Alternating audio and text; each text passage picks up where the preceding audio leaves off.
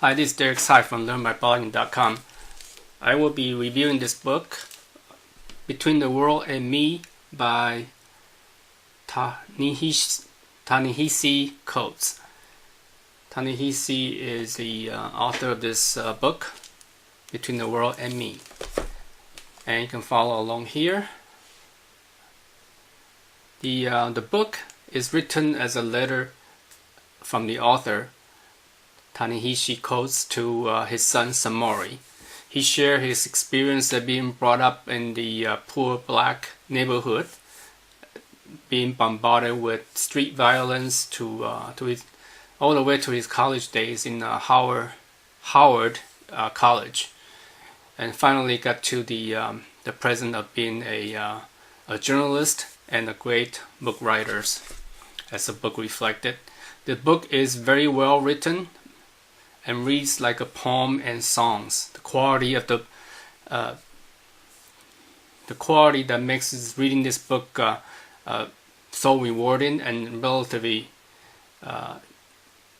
short, feel like it.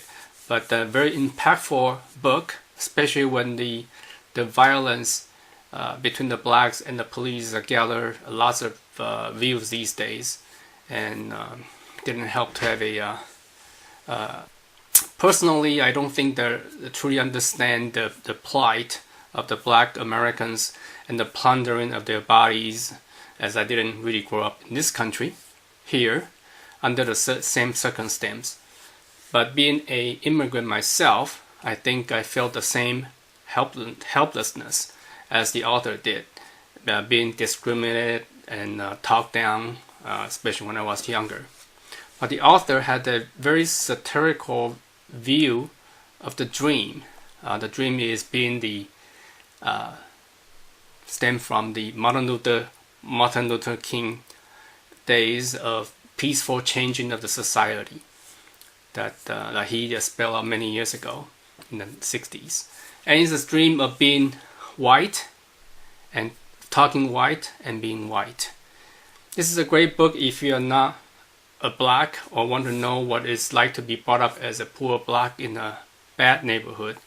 I listened to the audiobook a couple times, and we read the entire physical book to really enjoy the poetic prose throughout the book. The few good quotes here: black people love their children with a kind of obsession. You are all we have, and you come to us endangered. This is the fear that every black parents have. And you've been cast into the race in which the wind is always at your face, and the hounds are always at your heels. You do not have the privilege of living in ignorance of this essential fact. So most people are living under the fear of their body being taken away. Summary: the part 1 is about the author upbringing all the way to attending the Mecca, the Howard University, and the renowned college that has been attended mostly by blacks.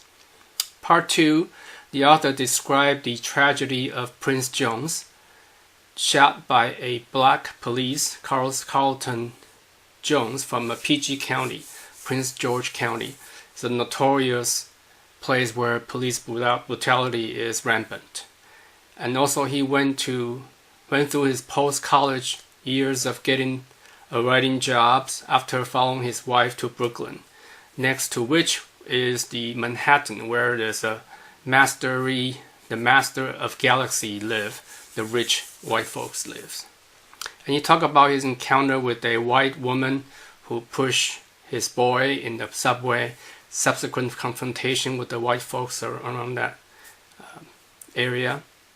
And he talked about bringing his son to the Civil War, the battleground, and described how much of the battle war was about the slaves.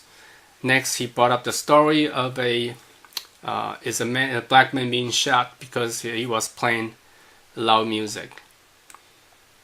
His first trip to Paris allowed him to draw a comparison between a foreigner in France and a foreigner in his own country. He spoke about the shooting of the Michael Jones Michael Brown in Ferguson, Missouri, for his son being similar to the shooting of Prince Jones for the author. So he kind of draw a comparison that maybe his son can relate to Michael Jones better than he can relate to the Prince Jones, the Michael Brown in Ferguson versus Prince Jones.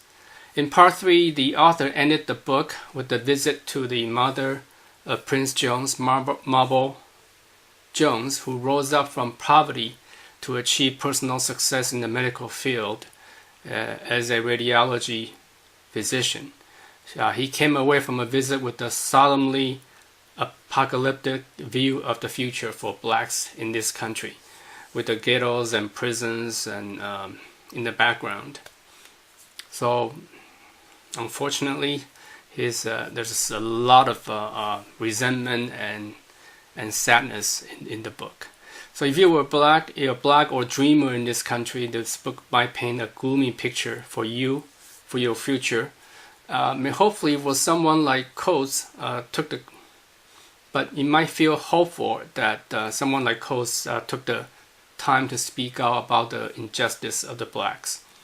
If you're white, you might gather from a book you are a privileged group at the expense of the others, especially blacks.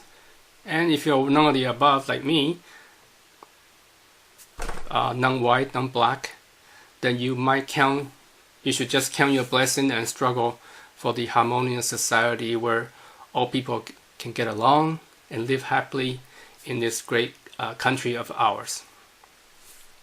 Overall, very impressive book, very short review, and also a short book. And hope you enjoyed that review. Until next time, bye now.